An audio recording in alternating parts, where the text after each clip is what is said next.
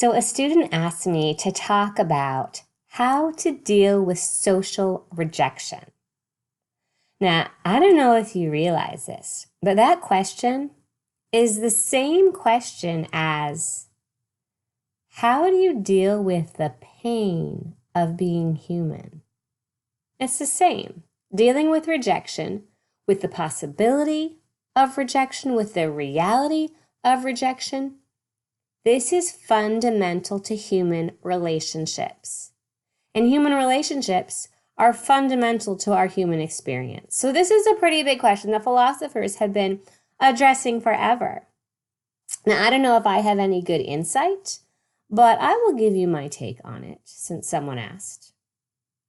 In my opinion, and I've read stuff on this, the key to dealing with rejection is to accept the rejection without allowing it to hurt you. You can do this, even though it may sound impossible. You can acknowledge that you don't like the rejection. You don't want to be rejected. But when it happens, you don't have to feel pain. You can actually have more control over your feelings than you might realize. I'm going to talk more about this in a future video. It's something that I'm actually working on myself quite a bit these days. For now, just consider the possibility that you don't have to feel overwhelmed in pain when you get rejected. It might sound easier said than done, but you can do it. It just takes cultivating. It just takes practice. One way to practice handling social rejection in a very healthy way is to seek it out. I spoke about this in class a couple times. There's a technique called rejection therapy. Jia Jiang has an awesome website about this social self-help game that he created. You should Google rejection therapy. The game's amazing.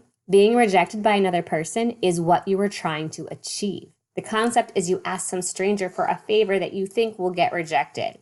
Anything from asking a stranger to take a picture with you or give you $100 or ask to speak over a grocery store's intercom or make an announcement on a flight, just a crazy stuff that should be rejected by any reasonable person.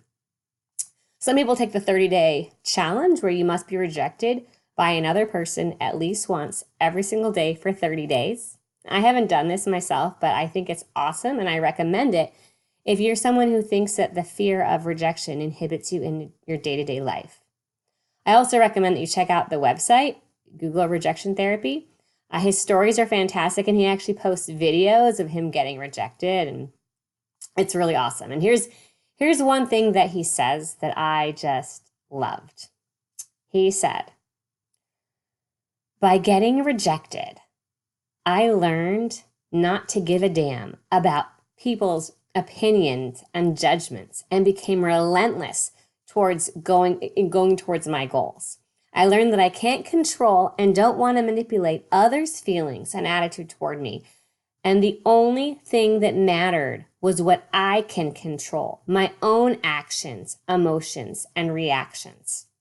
Lastly, I learned that courage is not like height or even intelligence, which are mostly genetic. Instead, it's like muscle, much of which can be gained through exercise. In this case, repeatedly seeking rejection is the exercise." And he ends with this fantastic couple sentences. "The world has billions of people with billions of opinions. If we constantly worry about what other people think of us, we will inevitably conform to their expectations, or worse, our imagination of their expectations. We will live mediocre lives and have forgettable careers." So, social rejection, it's part of our daily reality. And the key is to accept that fact, accept rejection, and then let it go. Good luck.